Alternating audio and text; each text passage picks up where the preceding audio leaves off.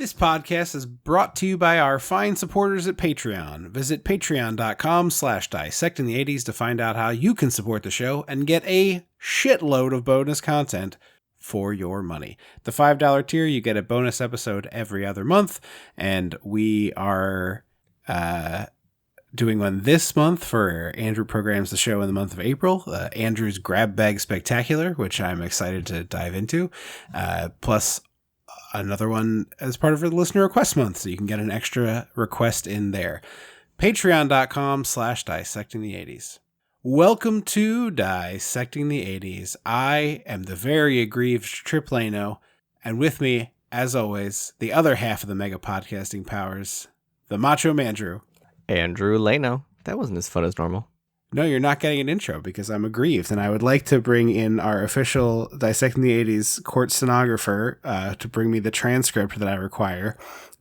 If you will indulge me. I can't remember if this conversation happened on the podcast or just after we concluded, but I said to you last week, it might have been just after we finished recording. I said, wow, you're always giving me guff for how long the movies are. And then it's your turn to program the show, and we have a movie that's like 1:45 and then a full 2 hour, boy. And you were like, well, it's different when the movies are good. I have a lot of questions about assigning the movie good to the Witches of Eastwick. I mean, Mr. I think Lano. You lost your right to complain about anything after that wrestling movie. The poop one? Which one? I contend that there is a higher entertainment per minute value in the 90-minute. No, not with Hulk Hogan. Hulk Hogan. The other one. No, where they're like fucking porta potty emptiers. Oh, yes. Yeah. No, I mean, that is a trash movie for sure, but it is not 2 hours long. It's still an unwatchable 90 minutes versus an okay watchable 2 hours. It's about the same. We watched The Witches of Eastwick for Andrew Programs the Show in the month of April. We gotta go back. You know what we gotta go dissect the 80s. It's your accidental coven. Someone's got your accidental coven. When the mega powers explode. I'm talking about the 80s. Oh, yeah. Great Scott. Cream of the crop. Oh, yeah. Mega powers, yeah. When this baby hits 88 miles per hour, you're gonna see some serious shit. You could have knocked me over with a feather when we had the directed by George Miller pop up at the beginning of this. That man has the weirdest career he hated in history of Hollywood cinema, after this movie, so he went back to Australia. But he makes the Mad Max the first movies. two. There's two in the 80s, right? Well. And then the third one is the recent one? I think there's we did Beyond Thunderdome, which is the third one on this podcast. Yeah, isn't that the one? We didn't do Beyond Thunderdome. Tina Turner? I have no memory of doing a Mad Max. We did the one with Tina Turner. I swear to you, we did the Mad Max with Tina Turner. You might have, just because I mean, we are 8 years in, so it's possible, but I don't have any memory. It's going to be very funny if it's no matter who is right. This was going. Yeah, I feel like it's come up before as like we could do it for a whole month thing. I swore we did this movie. We've done several apocalyptic movies, but I don't think we've done that one. Okay, well, apparently I don't remember anything. I would have bet any amount. Wow. I would have bet a finger because I watched it for the purposes of doing it for the movie. Maybe it was one of those things where, and this happened once or twice, like we had something on the schedule and I watched it and took notes and then something happened and we had to switch and I was like, well, I guess this is trash. Could be. Maybe that's what happened. Okay, well, in any case, there's at least 3 Mad Max films before the... okay, so there was a trilogy in the 80s. Road that rules. Yeah, it might bleed over into the 90s, I forget, but it's impressive that I don't remember whether or not we've done... I've just Mandela affected myself about my own podcast, so I'm really struggling here. But so he does the Mad Max movies, then he does this, followed by Babe. Oh, he did Pig in the City? I always forget that's not... in my head, and the movie, there's one Babe, and it's Babe Pig in the City. No, there's Babe, which is like a cute farm animal movie, and then there's like Babe Pig in the City, which, from my understanding, I haven't seen it, but I probably saw it, but I don't remember it. So it's like really, but like the James Cromwell, that's the first one, right? The first one features a lot of James Cromwell. The second one has James Cromwell for like small bits. Gotcha. I think he's like in the opening and the closing, and then the titular babe goes to the city, and James Cromwell is not along for that. Yeah, because I thought it was one movie. So I'm picturing probably the first one. That'll do, pig. And then he does Happy Feet. He directed Happy The Feet? sequel, the animated movie. Huh. Yes, both of them. The strangest, and then it's like, oh, I've done both of those. Now what's next? Oh, I'm gonna make Mad Max Fury Road. Oh, so he did do that one too. I didn't know if that was like because it was a legacy sequel. Correct. Oh yeah, no, that is no. This was like, honestly, that one isn't really. I just a legacy to me, sequel. I call anything like, that's 30 years later is to me a legacy sequel because it's a long time coming. I get what you're saying, but legacy sequel has like certain criteria, and it is this is way more basically the only two that I give like the hand wave pass to are the Mad Max movies and then the Phantasm movies, which is just like a group of people who are very dedicated to making them, and whenever they have the ability to make one, they make one, and sometimes it takes 3 decades before they get the gumption to do another one. So yeah, it's a little bit different, but yes, Fury Road, incredible movie, but just like what a bizarre, like a guy who, if you looked at it, you could draw no conclusions. Yeah, not at all. You know, it's not like, you know, you watch enough Spielberg and you're like, oh, well, here's where this guy's got his things that he's working out. You know, here's Tim Burton's things he's working out. Although doesn't Ridley Scott have a weird filmography like that too? It's like Alien, Thelma and Louise. You're like, what? Huh? He does have an odd filmography, yeah, but he does. I would say like there is a through line. Probably find a closer through line to, yeah. Like I don't know it. I haven't seen Thelma and Louise, so like you could probably figure out how Alien and Thelma and Louise at least have some commonality. I don't know what it is. It could just be strong female protagonists, but like there's something in the connection there. I would defy you to take Happy Feet, The Witches of Eastwick, and Mad Max Fury Road and figure that one out. I got nothing. Yeah. Anyway, this is based on a John Updike novel, very successful and popular one, adapted by George Miller for reasons I don't understand. But my favorite behind the scenes making of with this movie is that they were just so desperate to get Cher involved that when she finally said yes, she was like, I'll do it, but I want to be this character. And they're like, well, no, that's Susan Sarandon's character. And Cher's like, I don't care. I want to be that one. And she was like, they were like, okay. Yeah, they all forgot to fucking tell Susan Sarandon. Susan Sarandon. So I don't think they forgot. I think they chose not to, so she wouldn't. Just quit. because you show up somewhere, like Susan Sarandon's got some good money by 1987 when this is. Like she's got enough money to be like, yeah, I'm just gonna fly home. Like, yeah, but here's how this goes down. She walks in. They're like, Susan, big surprise, you're playing the other one, the one with the music, and they were like, I thought that was supposed to be Cher. No, we thought you'd be better for it. Well, I'm not prepared for that. I'm going home. Well, you want me to tell Variety that you're difficult? Fair. So either way, they needed to tell, like, here, picture this headline: Susan Sarandon gets hysterical, is very difficult, leaves Witches of Eastwick. How do you think that gets your next picture going? But see, then why wouldn't they just tell her before? That's why I said forgot. They all were like, oh, whatever, we'll get to it.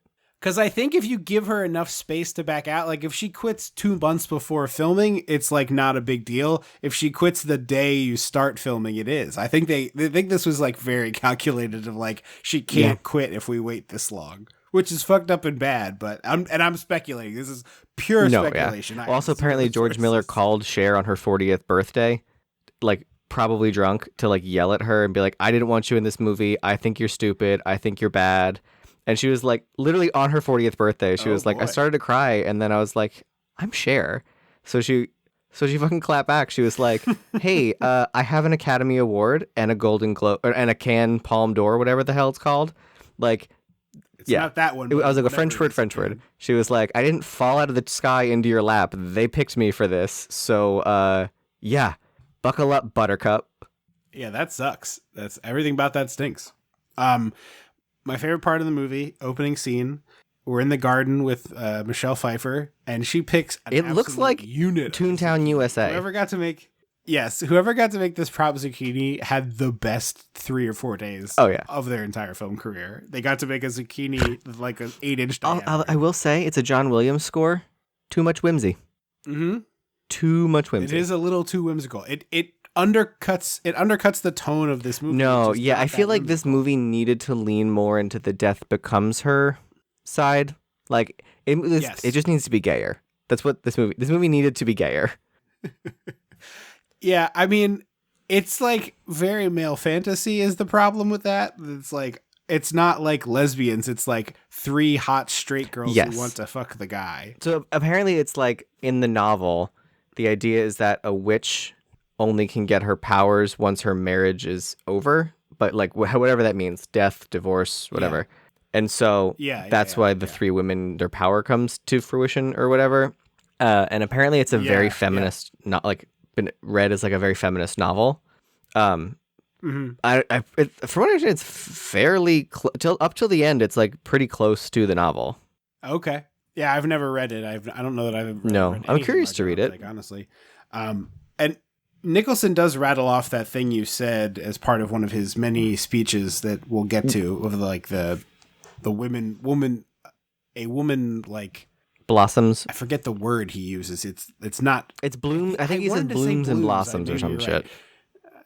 Okay. Where he it's Some like, kind you know, of whether some kind of it's death freshman or psych. Let me divorce get or in your whatever. pants. Bullshit. Oh yeah, for sure. So we meet our three ladies. We've got Cher, who the first like I don't know 20 minutes of the movie or so is dressed like a. She dresses like that quite a bit in this movie. Delightful to me. She does dress like quite a bit, but the outfit with like the overalls and the cutoff shirt and the big hair in the No, that's not ponytail, fur. she That's looks a like- later like outfit. the eighth The pigtails. Rugrats. I'm just saying that outfit. She looks does. like Yeah, the she looks like eighth a Rugrat. little rascal. She looks like Jenica Pickles, the cousin who comes to visit. So we've got Cher, who's an artist. We've got Michelle Pfeiffer, who has 1,000 children because she gets pregnant every time she has sex, and Susan Sarandon. She has one Cher kid. also has children, although they're like barely okay. And then Susan Sarandon, single, no kids, and Teacher. Music Both. professional slash. I mean, I teacher? can't imagine being in the string quartet in this small town is like a full-time job, but Yeah. It seemed more like a hobby that maybe like they were people. I think in I would attendance, venture to so, guess you she know, makes I like don't know if there's- $1,000 a year on the string quartet. Okay, I thought of this more like the improv shows that I would do. That would be like, yeah, like people pay, but you Where don't did that get money a go? movie. I mean, Oh. to rent the bar. Okay. Like there was a Oh, space okay, that had to gotcha. be rented. Yeah. Anyway, so Susan Sarandon is teaching, and I gotta say, the worst part of this movie is the number of minutes dedicated to making. Yeah, dance there's a into lot. child There's too many. band, which like, it's like I don't need 4 instances of them drearily playing a John Philip Sousa march in the movie to Yeah. get the fucking point. And it's just a lot of like, and it's like, yeah, man, I know I was in band when I was in middle school. Yeah. So there's some kind of like, they don't say what it is, but it's clearly like a centennial or like a big celebration in town where like the school band, the elementary school band is playing. Well, Veronica Cartwright sings, and then the principal, I guess, gives a speech. Yeah, he's some sort of administrator if he's not the principal. Oh, he's gross. Extremely But also, like, scummy. why is the principal? I was like, why is the principal giving a speech at the? Like, shouldn't the mayor be doing this with a comical mayor sash? It struck me. It struck me as like, oh, he's like the town history nerd. Like he seems like, you know, John Johnington the Ninth. Yeah. Who's been in town. Like his family founded the town, and he's obsessed with the town history. Because like those people are out there. You've come across them, you know. So he gives this crazy speech, and in it, he's like, how awful is it for children to see divorce and separation? And I was like, that's no one's fault, my dude. That's nobody's fault. Yeah. And also, like, if the alternative is two miserable people, Kids parenting, know, like, they're not sharing a home, dumb. parenting together. Yeah, it's like, yeah, exactly. But this kicks into a really Like a big full on, we're on a tram tour in a theme park. Oh no, it's a rainstorm. Yes, like we got to get out of here. And we see the ladies all kind of like, about it. So they make their way to their weekly big bitch session of drinks and This is my dream cheese, party. which I gotta be thought honest. was It's great. 3 people, a pitcher of martinis, and squeezed cheese. I will say I do have one issue with this is that there's nothing keeping So, the but I martini think that was cold. just a thing. Like martini pitchers just were. I think it was so that you made a big batch for all 4 people. I don't think you were supposed to like make 8 Yes. to drink throughout the night. I think it was supposed to be like, oh, the 4 of us are having martinis. Let me make 4 at once and dole them out. No, that is correct. But then they're like refilling out of the pitcher, and I was like, you got to get one of those like non-melty Or put it in ice a jobbers champagne You know what I bucket. mean? Like doesn't dilute the drink. Yeah, something like that. Like this is a terrible. I have terrible 2 setup. martini pitchers. I've never used them, but I love the idea of them. No, I get it. I get it. I always get up and just make a fresh round to have I agree. everything maximally cold. Um, But they are eating 2 different types of easy cheese. It did look like there was perhaps the reddish top. variant, I don't think they make that anymore. Yeah, it's been a while. Yeah, I was gonna say it's been a long time Oh, since I had easy cheese. I get easy cheese. You don't get easy cheese for was Christmas? in recent memory. No, I don't know why I've not been in the easy like the chicken and a biscuit with easy cheese was always gigs, and then you got grandfathered. No, so what in, happened somehow it was skipped a generation. Mom bought the chicken and a biscuit for Christmas for gig, but like hadn't put it with the Christmas gifts. It was just like it was like in the bag on the counter. And so I was like, oh, this is food. I'm hungry. And so I opened it up and I ate it. I started to eat it. Yeah. And then she was like, where's the chicken and a biscuit? And I was like, oh, it's here. Here you go. And she was like, that was Gig's Christmas present. Why would you eat that? And I was like, because it's crackers. I didn't know this. She was like, I didn't think you liked that. And I was like, I didn't know I liked it. Now I do. I would not buy a box of chicken and a biscuit, but I always end up eating 1 or 2 if he opens. I it buy it while as a we're all there comfort because sometimes. it's a There's actually novel the cracker. Dollar Tree has a chicken and a biscuit variant that's pretty close. Okay. But yeah, the last times I've encountered easy cheese would have been the one that Gig gets at Christmas. So the plain type is There's all I cheddar, can. sharp cheddar, and American honestly, are the this 3 is not varieties me being now. like, okay, this is not me being like, like I truly wouldn't know where It's you hard to an find. easy cheese in the store. Like I peruse the snack aisle, and it's not like I'm opting against the easy It's cheese often multiple times. because there isn't like a logical place for it because it's not refrigerated and all the other cheese products are like in the fridge section, and you're not. I think if you put it in the fridge, it gets too hard to come out. I think. So there isn't like a logical That would place make for sense. it. Typically, it is next to the chicken and a biscuit. It's like somewhere in the cracker aisle.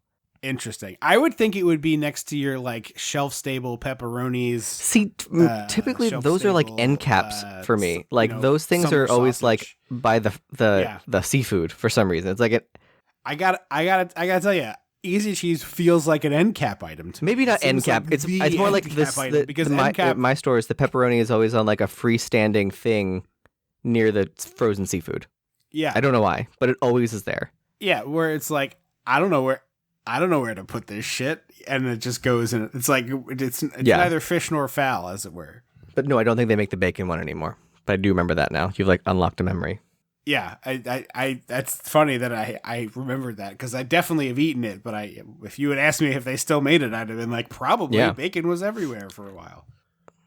There's a big lightning crash when they do it. Cheers, There's a lot of like subtle like hints at magic. That's my big complaint about this movie is that like the magic is not clear and explicit. Like it's fun to like these moments, like they cheers and there's a lightning crash. It's like, oh, they did something. Like they all talked about how like, oh, I wished his speech would stop, and then it started raining, and they're like, I was thinking that too, or whatever. Yeah. I agree with you entirely. This movie never defines what it is, and I think their response to you would be like, well, yeah, we were trying to make something a little more subtle, but this is not a subtle movie, so it makes no sense that like a major thematic point of it is done with such like winks and nods, and then we're vomiting cherries and stuff. Yeah. Like, well, it's so such a that bizarre that one I'm fine with because they juxtaposition they don't know they're doing it. He's making them do it. The fact that No, I'm just saying when you're cross-cutting from like 3 people eating a bowl of cherries and spitting the pits, and it's doing something bad, and the other person is literally spitting out cherries and pits, it's like very obvious how those things are connected. That's but like, and then all of a sudden, in 30 minutes left in the movie, they're like literal fairy tale witches. All of a sudden, we'll get there. Yes, But they're like, yeah. describing their they're ideal wishing man. for a man. Intercuts between them talking and like a black car in the rain driving through town. Yeah, and great imagery. Like, for saying he has a weird career, like George Miller's a person who knows where to put the camera, and a lot of this is shot really interestingly and has like a lot of very cool choices in it. And at the end, there's some Mad Maxy stuff, but it just seemed like such a bizarre choice of material. But yeah, I do like the way he sets up a lot of this. And there's a shot like right after they do this wish, and they're talking about like, I want a big penis, I want a medium penis, I like a little penis, like, which I honestly thought was going to come back later when like after described he seduced a different them, penis. they were each going to compare his penis size. Yes, I thought that was going to be a significant part of this. I was shocked that it wasn't. But there's a great shot where the three of them are sitting like shoulder to shoulder, leaning against a couch, not on it. It's a very well composed, mise en scène type of scene. Like just really, really cool. I like it. So we cut to not Susan Sarandon, Michelle Pfeiffer, Suki. Her name is Suki. That's why Bill. She is a writer for the local newspaper. Her boss is Richard Jenkins, great character actor, the dad in Step Brothers, as well as many other things. She's talking to Cher on the phone about how someone bought the old Lennox mansion or whatever. And how Cher asked the guy's name. Michelle Pfeiffer's like, that's the thing that she told me, and I immediately forgot, so I had to call her back to get it again, and then I forgot again. It's embarrassing, and it's the beginning of the weirdness about him. And then Cher goes. But here's a great example of how you can like sell the magic thing a little harder. We should see the mansion, and it's like insanely decrepit, like covered, not like the overgrown, family, but like it's covered in vines. Yeah, there's a couple broken windows, and then did you hear someone bought the mansion? And then we see the mansion, and it looks brand spanking new. Like give me some of that stuff. And then another little magic moment. Cher knows Veronica Cartwright and her husband are walking in the door before they even do it. Yes. Veronica Cartwright's great in this movie. I've never seen a bad Veronica Cartwright performance. She's just like... No, she's got a great little career for herself of like... She's never a huge star, but she always delivers a phenomenal performance. Did you play Fallout 4 or did you play a different Fallout? The trash can Carla, the woman who sells things and walks around with a big cow? Veronica Cartwright. I think I remember that. It's been quite a while, but I had no idea until I saw it today. That I was like, "Oh shit, she's Trash Can Carla." That's awesome. Yeah, she's like, I hate the character, but the character's not wrong. It's the rare instance that I'm like, yeah, she's a bitch, but she's not wrong. It's true. Yes. It's like the one time this type of character is. Every time it's like Mrs. Carmody or fucking Chastity Pariah. Yeah. Yeah, it's always the kind of people I'm like, don't you have anything better to do with your life? I almost wish she was wrong.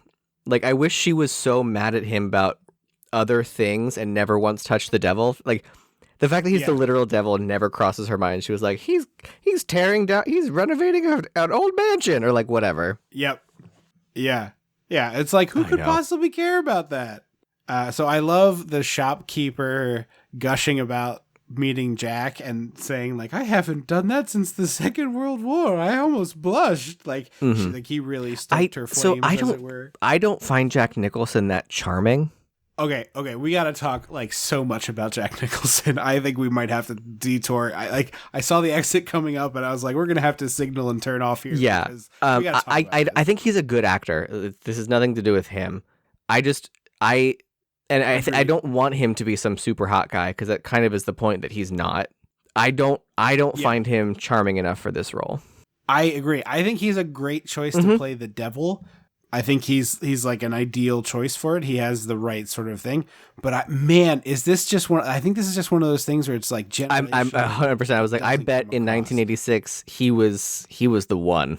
But it extends so much further than that, though, because As Good as It Gets is like 10 years after this, and he was like the leading man of a rom-com with... Is that the one where he like As Good as It Gets? Almost gets a heart attack because of boner pills or something? Is that one?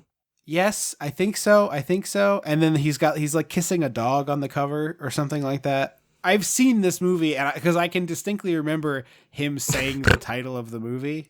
But yeah, he's one of these people where you look back at his career and he played all sorts of like people that you were supposed to be swooning over, and he's not very attractive. Like, he's a great actor. You know, I think he's a tremendous actor, but it's not even one of those ones where you're like, okay, Brando got fat and bloated and then whatever. But if you look at young Jack Brando, Nicholson kind of always looked what like this, babe.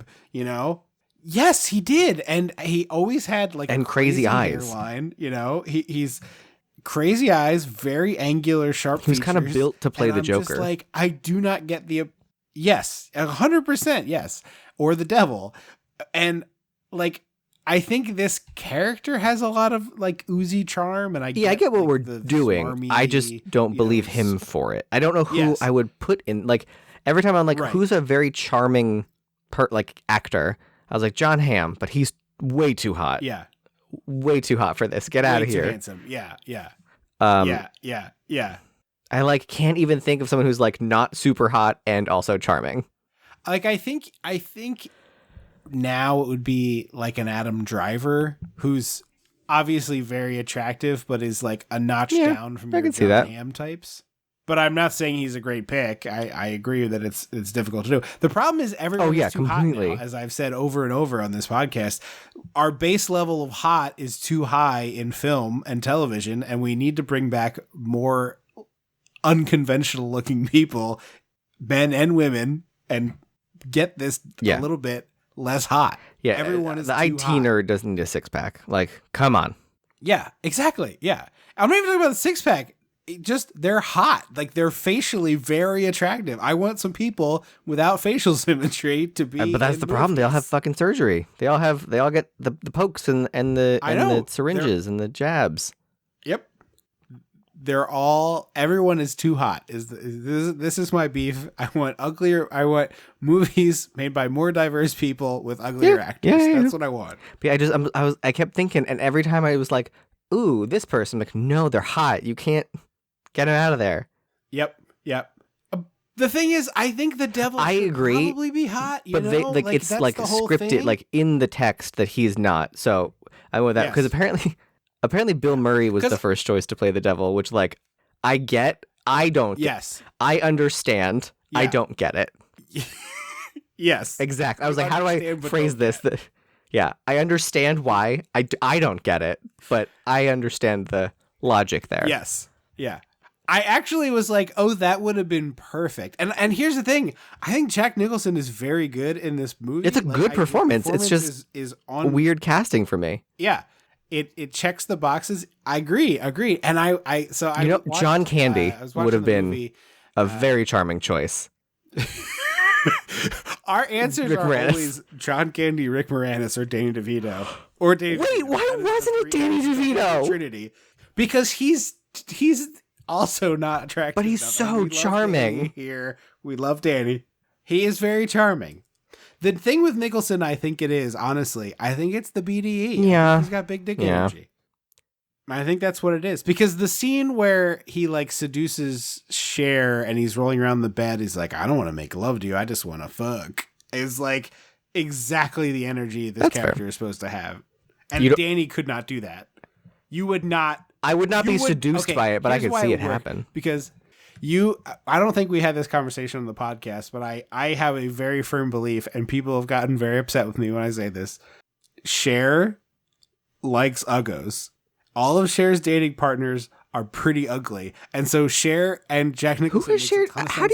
The only person I know who Cher dated was Sonny, who like was cute when they were dating. He was cute, but he had that. But was it bad for the time? Teeth. Wasn't that what hair? Isn't that what just people hair was?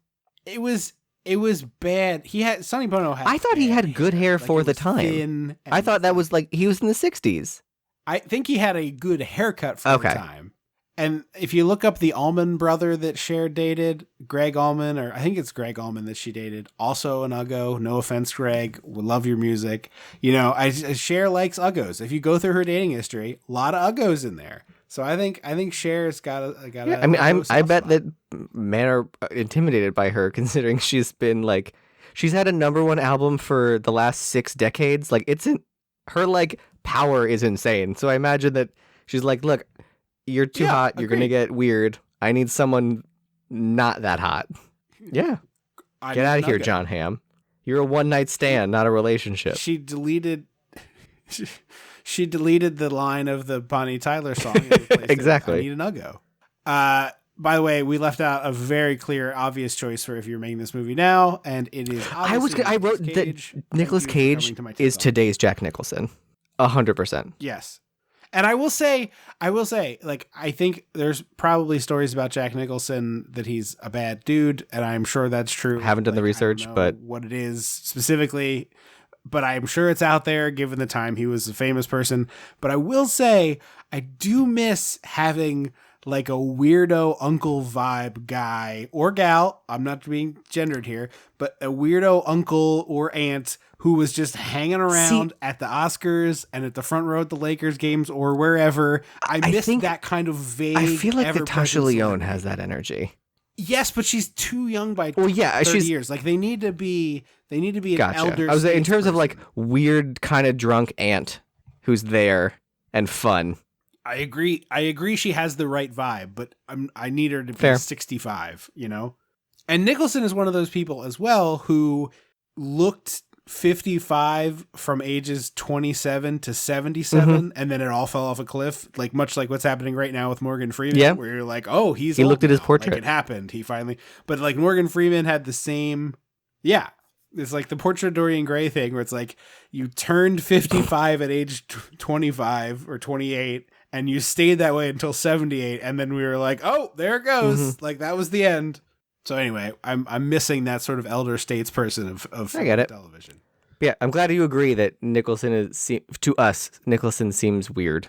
So yeah, basically I'm always now thinking of like who could I put in this role?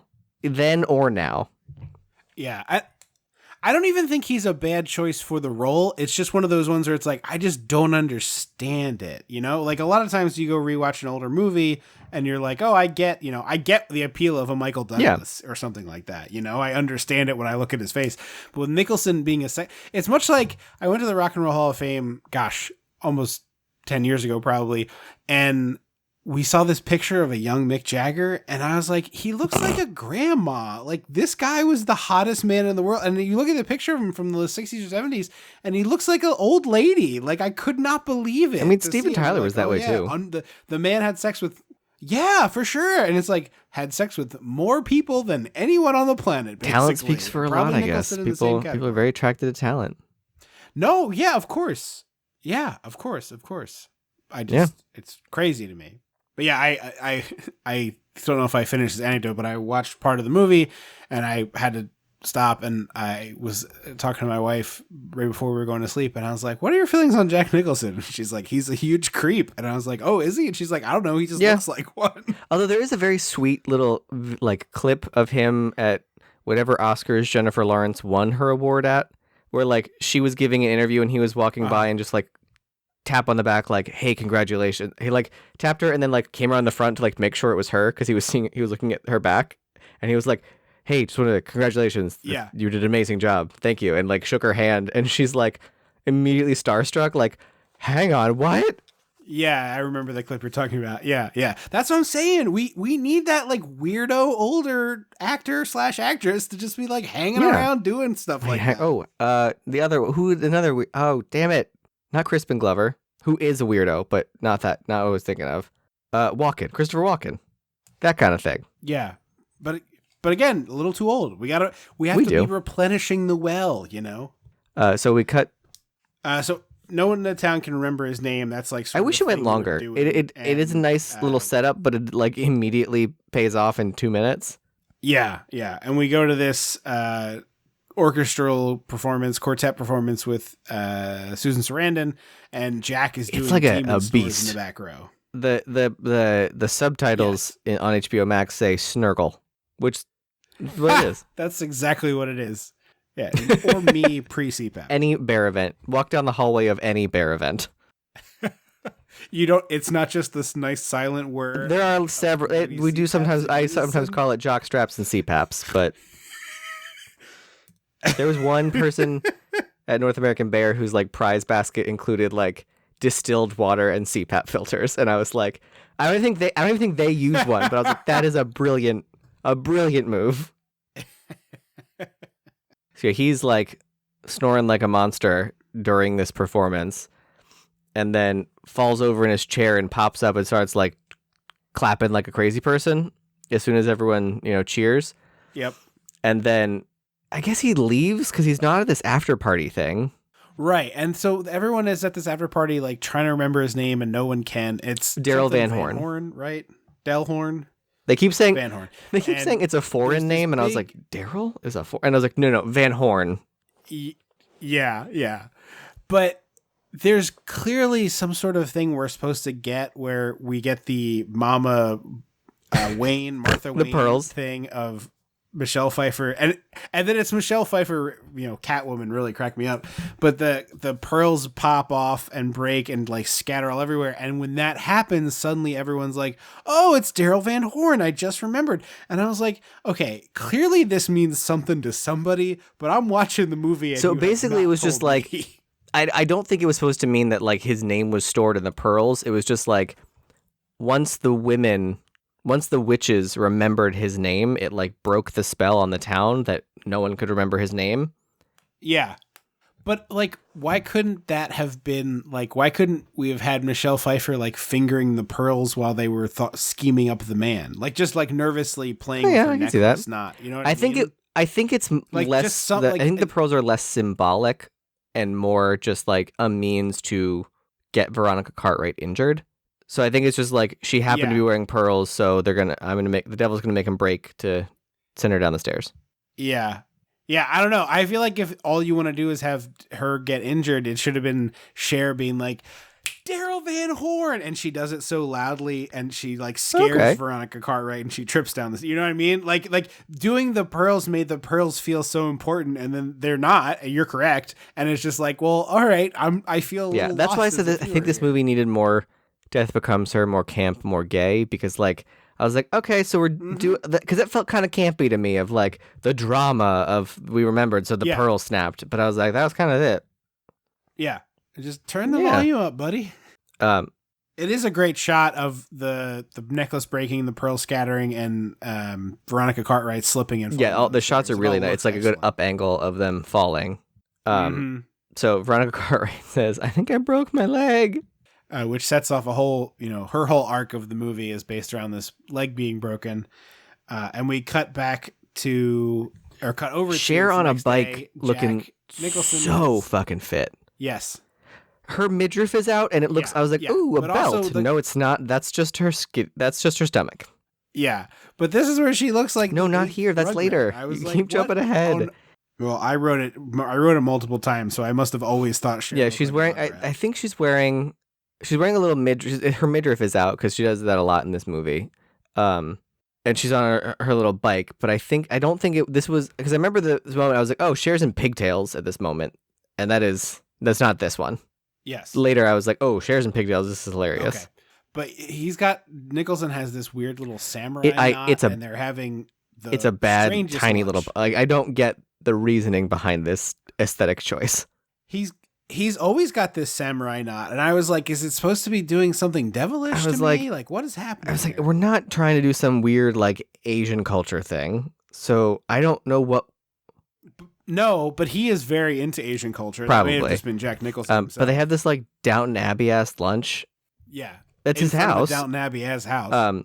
No, I know, I'm just saying. Yeah, they're like, it's like they set up the little tent with no walls to have lunch under, and it's like lobster and fish, and Lurch from the Addams Family is his servant.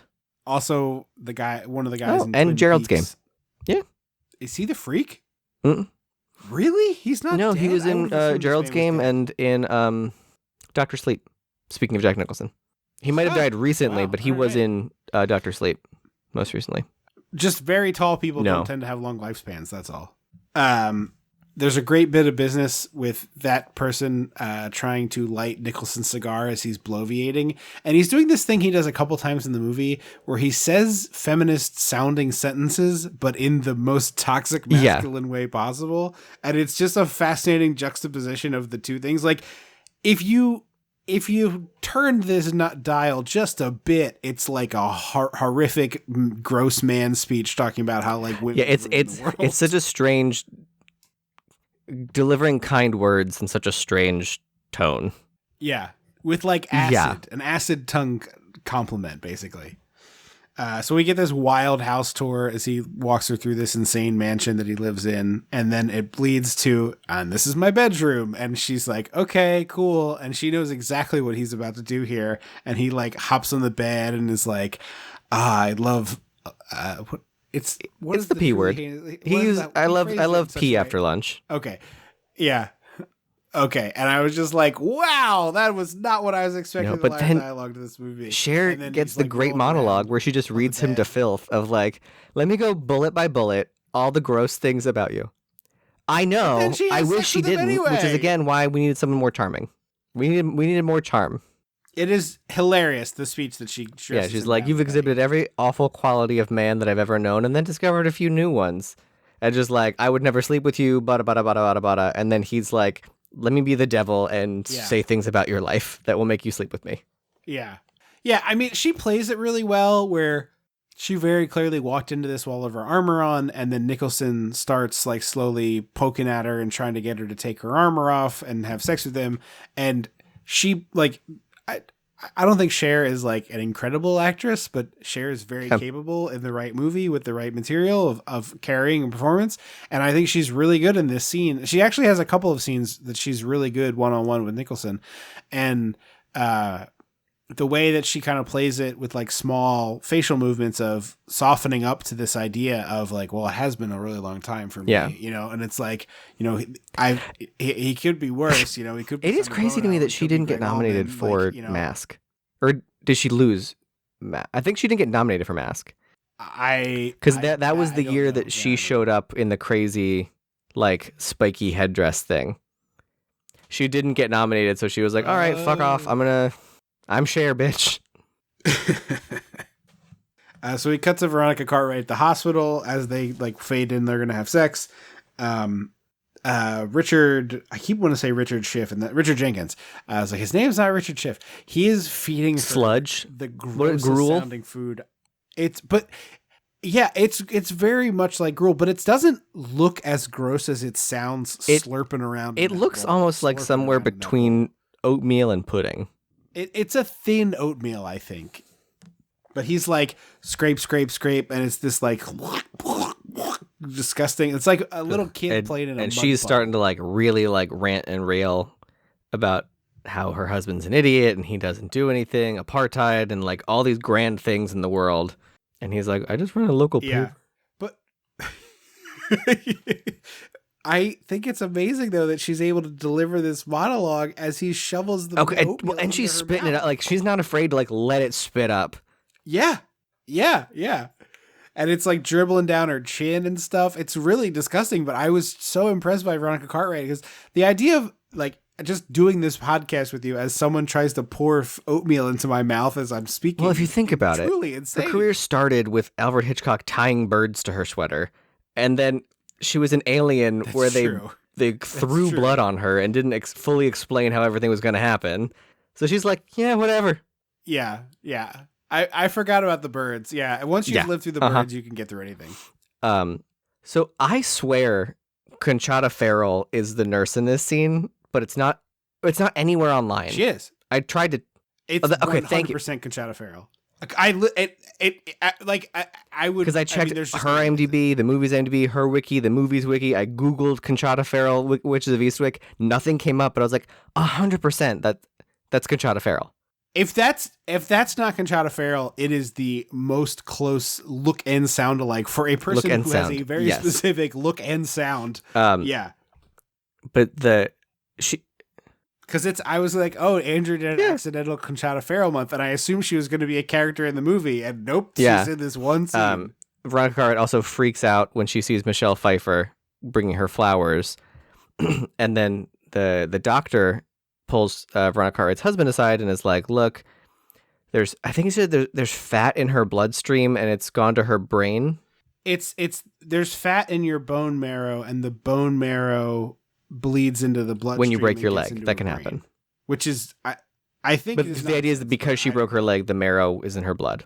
Okay. And he was like, she's going to say things that don't make any sense. And, she's going to scream and yell. And I do love this kind of magic stuff that, like, let's get the medical community involved and to isolate you, because like there's a comic that I really like where this one character gets put in a mental institution.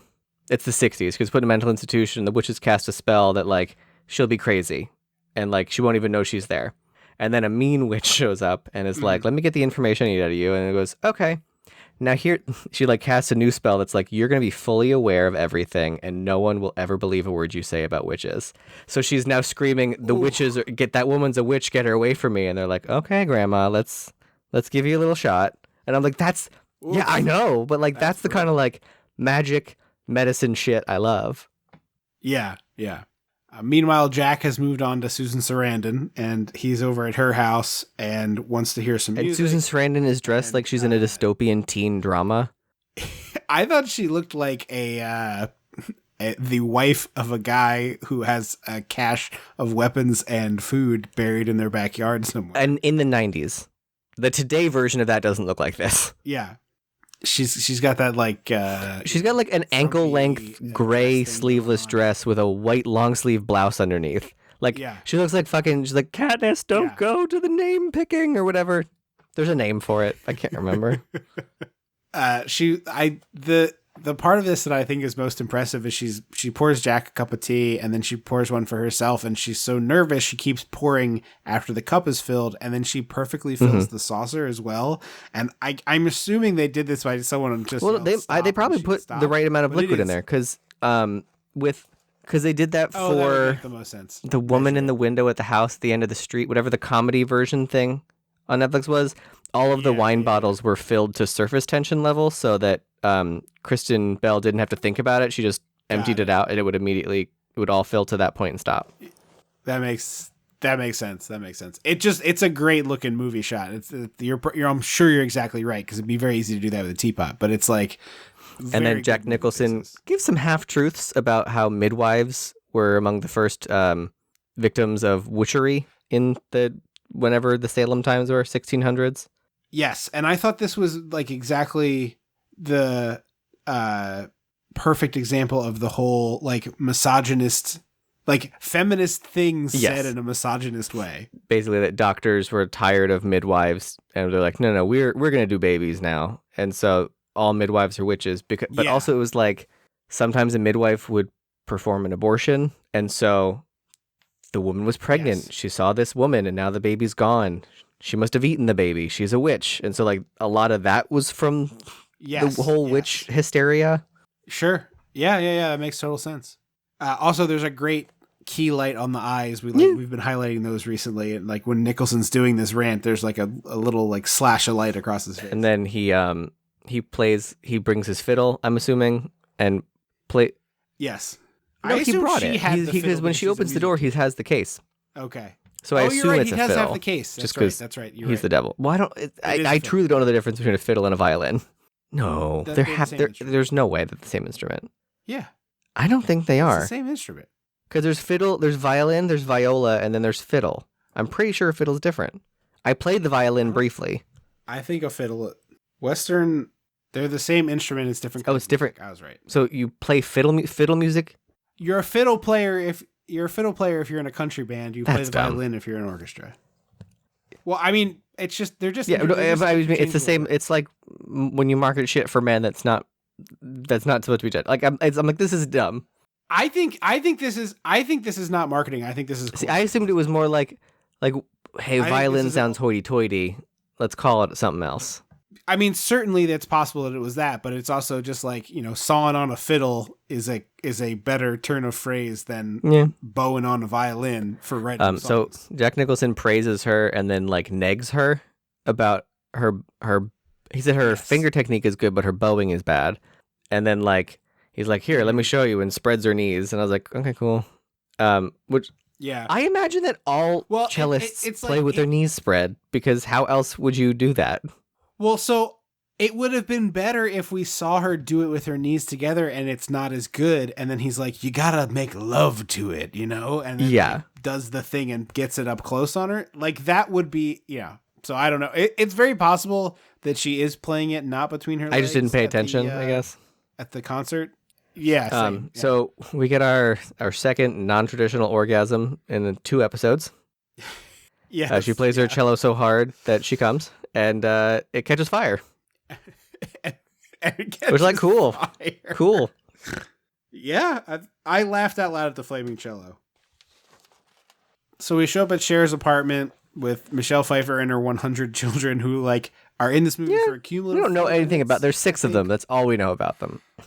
And this is where Cher's in pigtails and overalls. Yeah. And Cher, yes, and Nicholson told her, "Oh, you should make bigger sculptures, like really convey your power." And we see the door open, and she's working on like a 12. It's really, I like that moment. Sculptures. Although this whole sequence is a little strange because it's not clear what is it's not clear what anyone thought was supposed to happen, because Cher and Cher and Michelle Pfeiffer are biking, and Cher's talking about, you know, how good the sex was with Van Horn. Good dick. She's like, I'm so excited for you two to meet him. And then they get to his house, and I was like, oh, I guess this was the plan, because Michelle Pfeiffer's wearing a tennis outfit. And yes, they get to the house. Susan Sarandon has had a hair makeover. It looks great. Yeah, she did the classic nerd to hot. Take off your glasses and shake your hair out. And Cher is like surprised that she's there and confused. And so I was like, wait a minute. So he invited Susan Sarandon to play tennis, and then invited Cher to bring her friend Michelle Pfeiffer to play tennis? That seems weird. I think so. Yes, agreed. It is very strange. And then Cher is very mad that Sarandon's there, and then he immediately is like, well, hello, Michelle Pfeiffer. Yeah, he's like, oh, they're like, oh, what the fuck, dude? So this scene was done by ILM. Did we see the face? No, all of a sudden he has 3, like, he has scratches on his face, and I was like, yeah. It's very clearly like fingernails and sex, but it just isn't. No. I was like, did I miss something? So yeah, this is the scene this was done by ILM. Originally, it was supposed to just be when the ball flies in the air, but then they realized that no one knew how to play tennis, and they were like, so we have to do the whole thing? And they're like, yeah. I will say, tennis is probably the hardest one to fake. We moved from an overhead. If you're just doing like close-ups, you can fake it pretty well. Yeah. I mean, clearly the overhead. I don't know. Doubles, right? I mean, when they're doing the like when they're doing not the cartoon volleying, but just like the playing tennis, and it's the high overhead, I assumed it was just 4 doubles. It could be, but I think most of it was by ILM, so they probably wouldn't have bothered to bring in doubles to play if they were already paying for. Interesting. The doubles is probably significantly cheaper. That's crazy. But it's like I played very little tennis in my life. It was like a summer campy thing, but my wife enjoys it and has played before, but has been a long time. And like, it's an activity she likes, not something she's like super into. And I was like, well, we're like 2 blocks from this tennis court, so we'll just walk over there and play. And we tried to get like a rally going. Like, we were purposely just trying to hit the ball to each other so that we could play. Like, it was like not trying to beat each other. It was like, let's keep the volley going. And it's like, I'm shooting them out to the moon, you know, I'm hitting them into the net. And it's like, you know, it's like, all right, let me start over. It's like, it can be very hard. So I can imagine, like, more so than most sports, it being very difficult to fake this if you don't have any ability. It's a fun sequence. Like, it's weird that it takes them the second time it floats for them to react. It floats in the air and hovers, and Susan Sarandon just goes, it's not coming down. And then it isn't until later when Michelle Pfeiffer makes it float that they're like, whoa. And I was like, well, it's because Michelle Pfeiffer says slow down and the ball literally, and then it becomes slow-mo, and then they're all playing like slow. I guess, but I think I'm freaking out the first time too. Yeah. No, I mean, it was very strange, the whole sequence. The slow-mo part is the best. It's fun. They're having fun with it. Where it's like moving slow enough that they can like run behind each other and hit it. It's pretty good. We get to a pool. I love this pool. And Cher and Susan Sarandon have been dismissed because it's just they're there, but they just kind of float quietly out of frame. Right. And then it's like they're not there at all. And then later they like exit the pool, and it's, you know, they're just Jack Nicholson has a weird like monologue-y moment about like women's bodies and power, and I was like, we're good. Nobody. Wrap it up. Yeah. I'd love to be a woman. You can make babies. Yeah, I was like, thank you, Jack. Thank you. But Pfeiffer's like, oh, by the way, I get pregnant very easily. I can borrow your toothbrush and get pregnant. And he's like, the dream. And she's Blah, like, blah, blah. what? And he's like, nothing. And just slips into the and then we get water. this Yeah. weird like sequence that is not like built up to, and it's not really explained. That like the foyer is full of pink balloons, and all of Michelle Pfeiffer's 80 children Yes. are there, and so is Cher's daughter, and then Cher's wearing like a gown, and so is Susan Sarandon, but Michelle Pfeiffer is wearing like a weird oversized jacket and hat. Yes. Yeah. Set It's to like an Nesun odd Dorma, music which is video like a that we choir stopped to song. make. Yeah. Yeah. Yeah. It's incredibly strange. And they're like floating, and then they're doing like, they're pushing around like a dessert cart and like gliding on that. And as a then dance move. Michelle Pfeiffer, or no, then Susan Sarandon gets like careened to the pool and like launches to the chandelier, and suddenly everyone can fly. Super fun looking stunt. By the way, ages here. Jack is 50. Cher is 41. Susan Sarandon is 41. And 29. I thought Cher and Sarandon were like in their mid 40s. You said 41? I could have done the Yeah. math wrong, but I believe that's right. This is 87, right? I think they're both 46. Yeah, you know, I thought that's what I thought. I did the math wrong 1946. because I thought this was 1990, but that's Edward Scissorhands is 1990. So yes, I did the math wrong. Got it. And then a bell breaks the spell. They all and lose their kind of, focus. crash down. And then they're all like, Much like D&D rules for Oh, casting really? spells with concentration. Yeah, there's like some spells require you to concentrate, and so like if you get hit, you have to like see if you're Okay. able to maintain your concentration. so So there's a particularly fun spell that a character I use played where they could like turn into like big creatures to fight, and I did it 4 times in the campaign I did with my friends, and every single time I got hit immediately, and then I got to do nothing as the cool giant girl. But yes, now we go to the post-orgy video. something about a man with a receding hairline and a handheld camera pointing it at women just feels weird, and maybe that's because it's 2023. And asking real lecherous questions about the Yeah, that's the thing. It's like it's not sexy questions. It's so strange. Right. What do you want on your pizza? Yeah. Okay. But I will say the thing I liked most about this scene, and it's a thing that we have lost in the modern blockbuster for logical reasons, but it's still a bummer to me, is when you would have different video qualities and things, because everything had different video qualities. And so we went from like the movie till we cut to the obvious camcorder footage, and the camcorder footage is black and white and low res and has like resolution lines in it. And now it'd be like he'd film it on his iPhone. It would look the same. It would also be in 4K, so it would look the same. And I find this really funny all the time whenever we do like security camera footage, and it's like, well, it's also in Not 8K always. or 4K or whatever. Like there's not like a.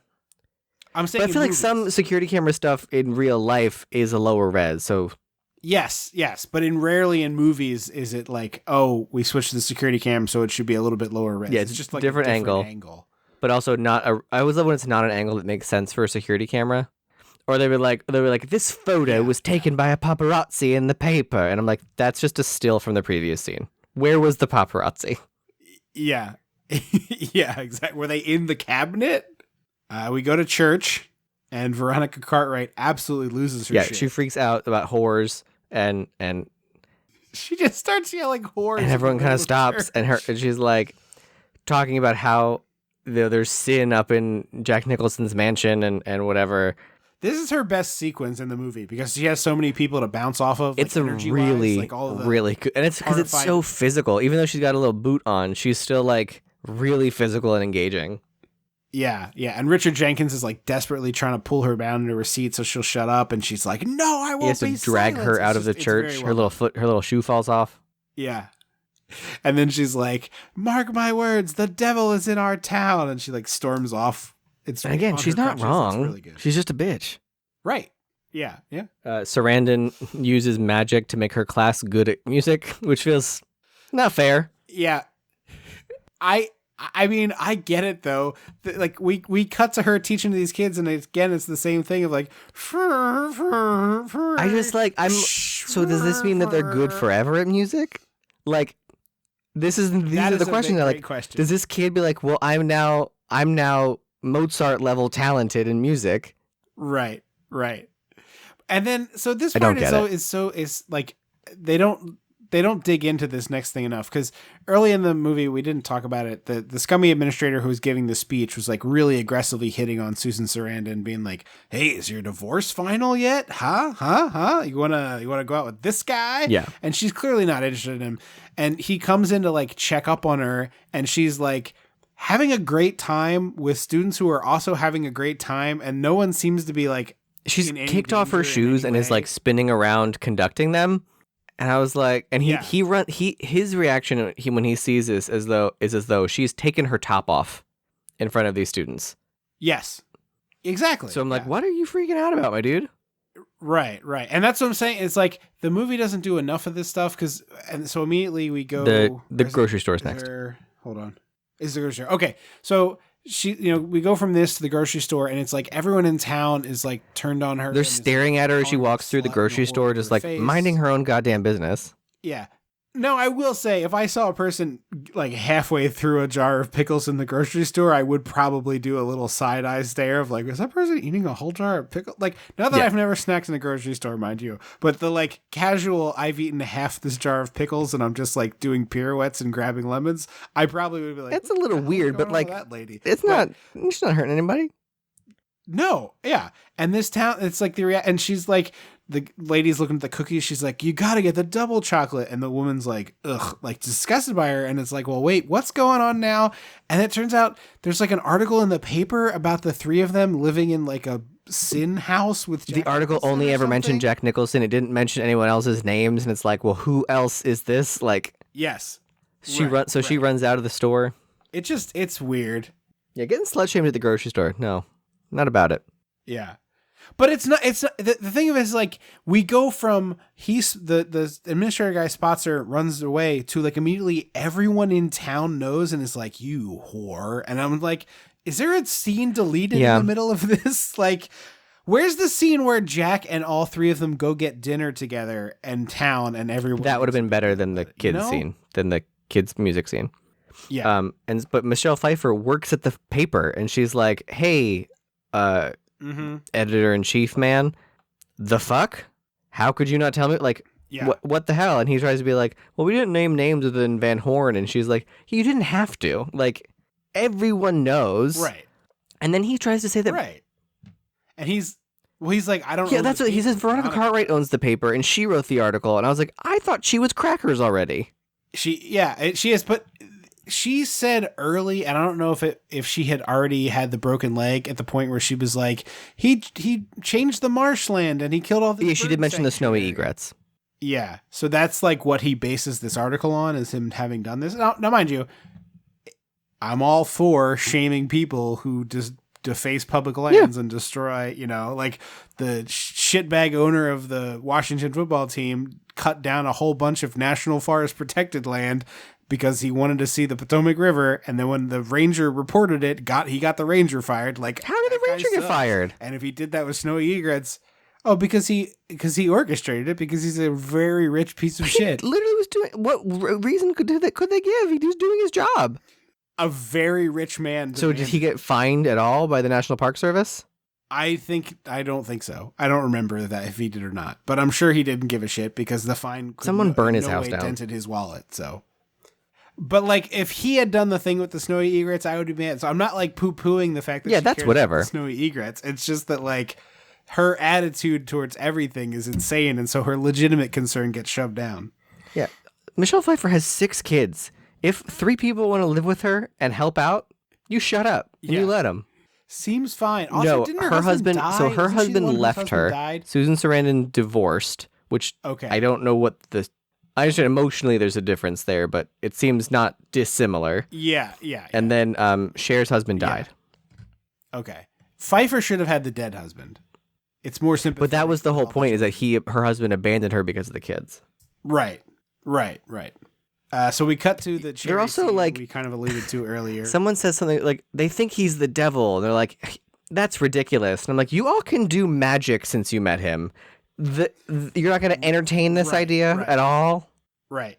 Well, that's the thing. Like, there should be a sequence in this movie where the characters like do more with their magic than have an odd tennis match and then this cherry thing. Like, shouldn't the ladies be like coming into their powers and enjoying it and doing it to their advantage in some like minor ways? Like, we see Susan Sarandon do it with the kids, but there should be more. I agree. Of This movie needed more magic.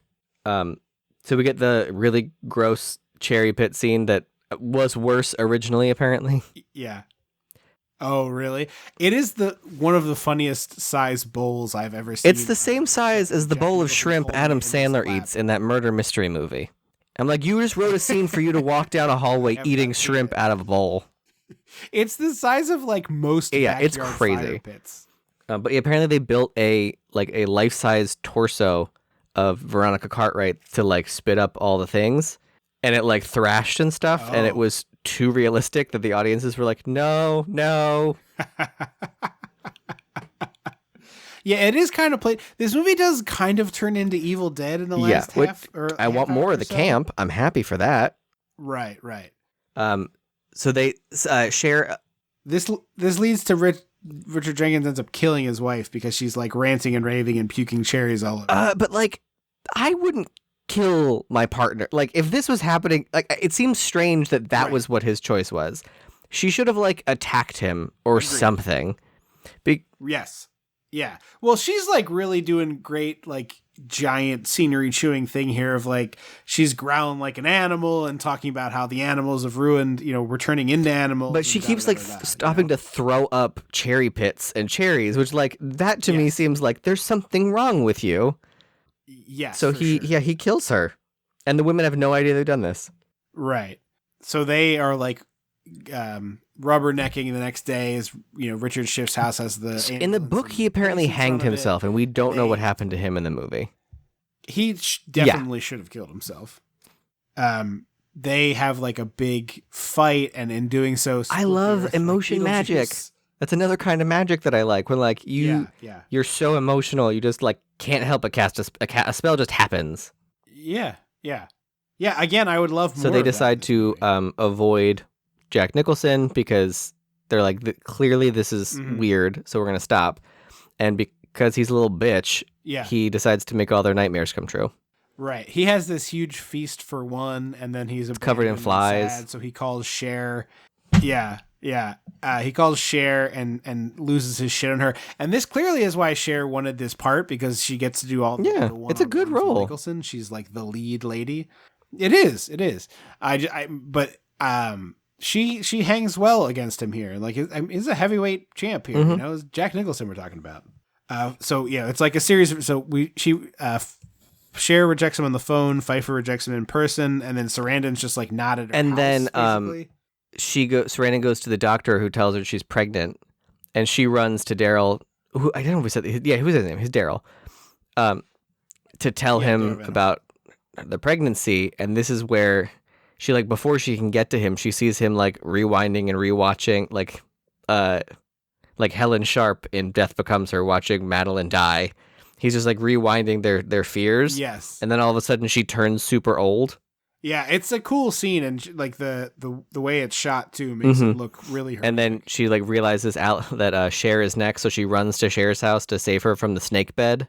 Yes, which is great. The writhing in the bed before we see Cher is really. But also also Nicholson has one of those classic 80s like a giant TV made up of 12 smaller TVs. It's like a 3x4 grid of TVs that all show things. Or it could be individual TVs. It's, I guess. Yep. It's a little fucked up that Michelle Pfeiffer, that Susan Sarandon saw herself as old for 2 minutes, and then Cher had a bed full of snakes she could run away from. But Michelle Pfeiffer was like, "Oh, I have a debilitating disease now." Yeah. I'm hemorrhaging, and they can't figure out what's going on with my body. It's just crazy that that's the trajectory there, and that. So Cher's like, I can. Well, I was gonna say I think it happens right after. So, but the Nicholson has like the fruit he tried to give Pfeiffer, and she didn't want it, so he like slices it with a knife and squeezes it in his hand, and that's when it's like voodoo doll-esque sort of foreshadowing. But I love that they got what looks to be a toy. It does look a lot like a Joker. Yeah, This is before it, right? Because I think 87? Batman was 89, 88. Yeah, 89. So it's uncanny that this is. I mean, it looks It's like weird. the Nicholson Joker toys. It's crazy. Which I guess were based on animated stuff, but I was like, wait. This is before that, isn't it? So Cher runs to Jack Nicholson's house while Michelle Pfeiffer's in the hospital, and he's like trying to iron his shirt, and they have a fight, and it becomes this like, he's like, I want a wife to do housework, and I was like, well, this feels like a very weak, like, end game, like, goal. Like, this is what we're fighting for, right. And he's I want to be loved. He's like, I gave you everything. I want someone to do something for me for once. And I was like, you're the devil, my dude. Can't you do anything you want? Again, you're the devil. But also, it kind of lends credence to the idea of like, oh, he says these feminist things, but he's actually this huge misogynist. It's weird devil motivation, like at the end of the day.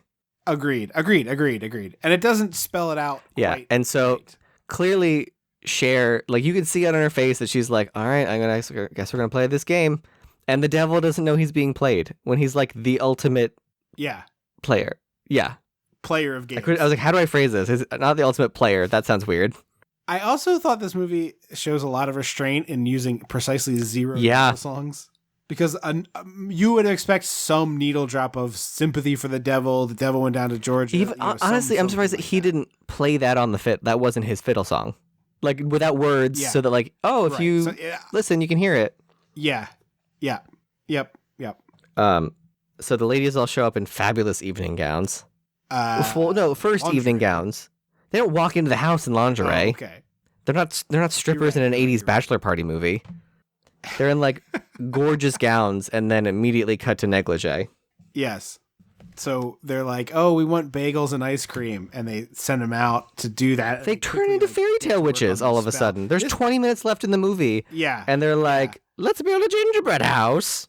Yeah, right. It's like we have this Maleficaria book. It's like we've not seen this book He said the word, but there was no indication that it was a book title, that it was important. But it's in like a glass case and stuff, and it's like, well, why is this not like the center of his house? Yeah, like, it's literally the case that Winifred Spellbook is in from Hocus Pocus. Yeah. And it's like, hello, Mr. Miller, I need you to tell me like how they're gonna do this. And so they grab all the ingredients, and they're like, it's not clear what they're doing because they didn't do the this is the plan montage.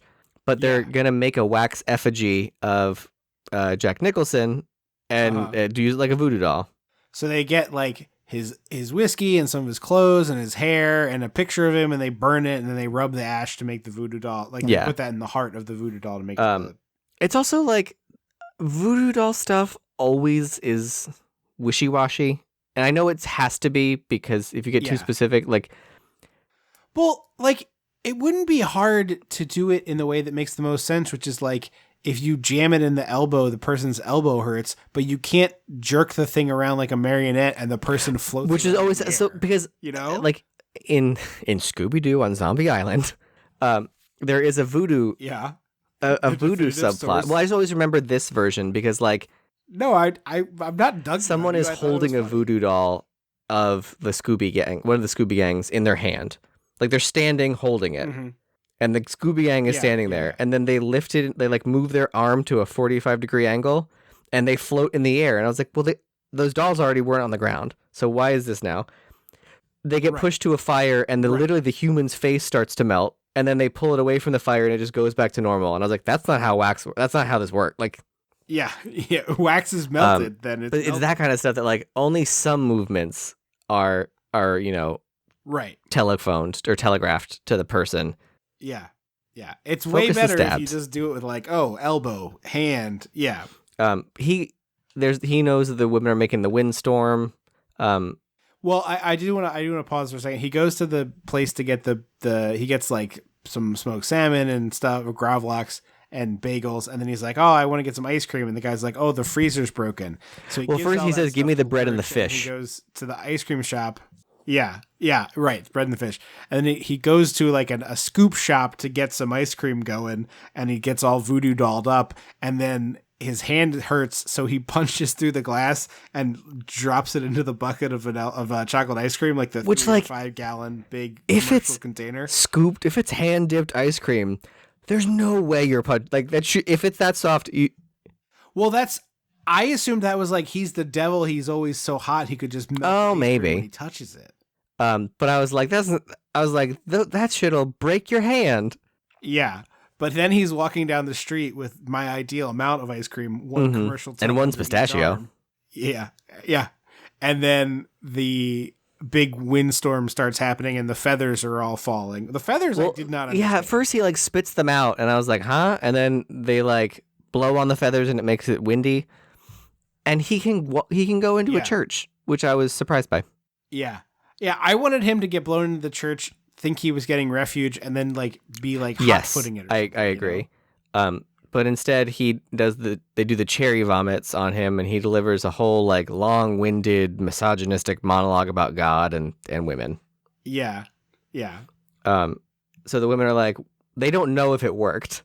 They don't have a way of seeing that. So they're like, let's clean up just in case. Right. Yeah, they're doing a Ferris End of Bueller, Adventures in like, Babysitting. Practically clean up as he. Yeah, that's better than Ferris Bueller. And then he's making crazy noises as well. Like I don't know if they're like ADR from someone else or him, but they're good noises. And he leaves Fidel behind. Yeah, he does.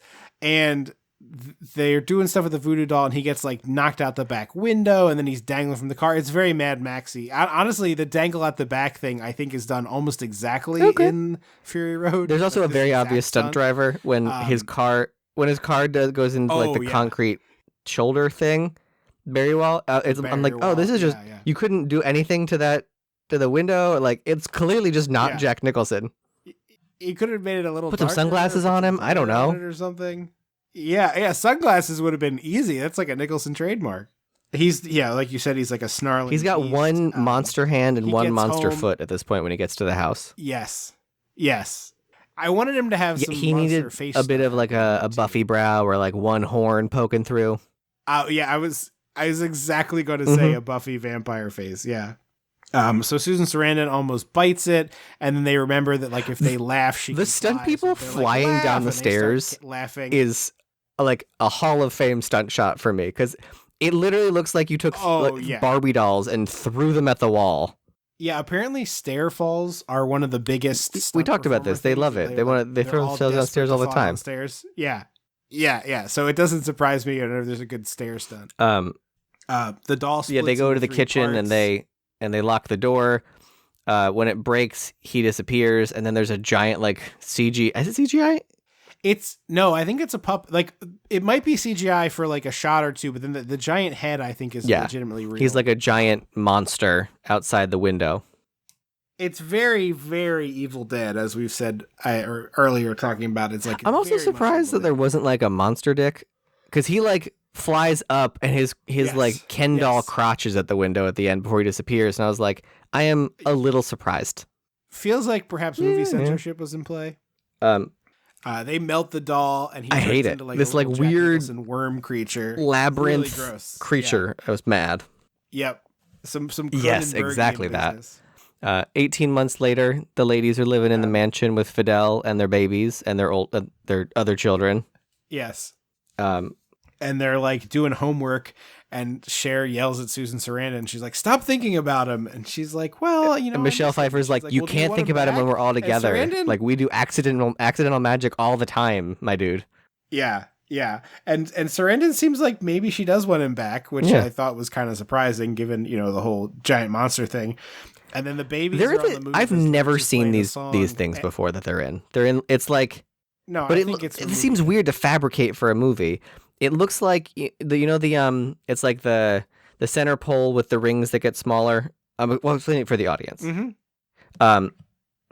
I'm just agreeing with you. I understand how a podcast It's like works. that, but the baby is the pole in the middle, and the rings are inflatable, and it's like got wheels for walking around. And I was like, I've never seen that. That seems wildly dangerous. It's like it's those, they have them for like strengthening babies' legs so that they can learn. Well, I've seen those where it's just like they have the ring of Saturn around them. I've never seen this Yeah.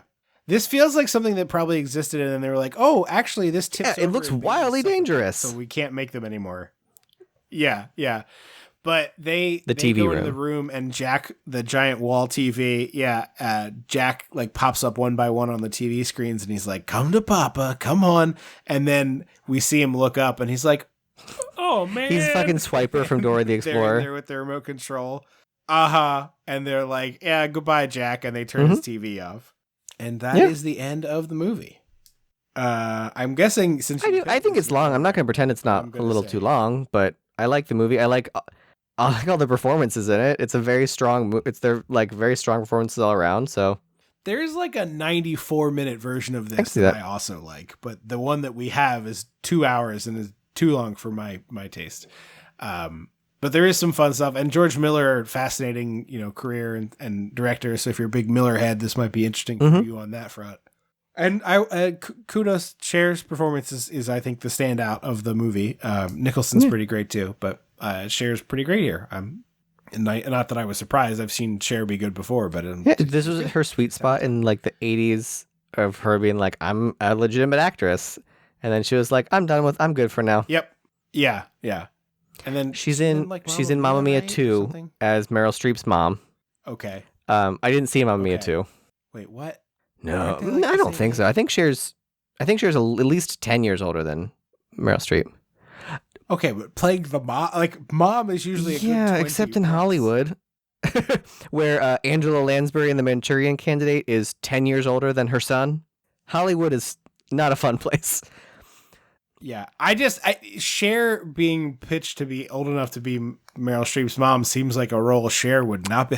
Cher was coinciding with her new ABBA album, and you could. I haven't seen the movie, but I do know there's a significant audio quality difference between the rest of the movie and Cher's singing Fernando, where clearly it was, I'm using my studio, my mixers, my editors, and I will give you the track to put in the movie.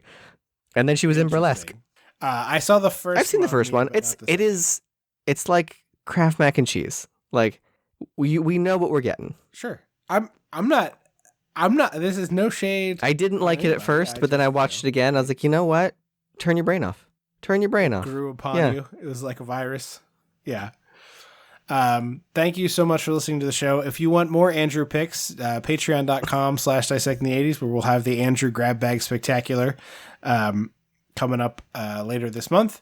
And listener request month, I think, is over as of release, probably for the release of this.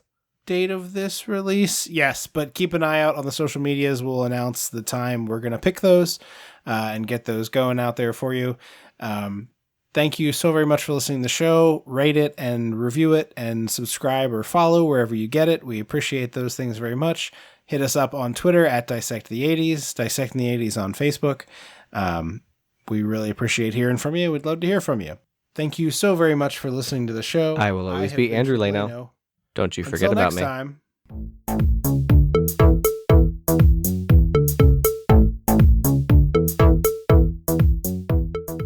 Dissecting the 80s is a Chum Some of This production. Ow.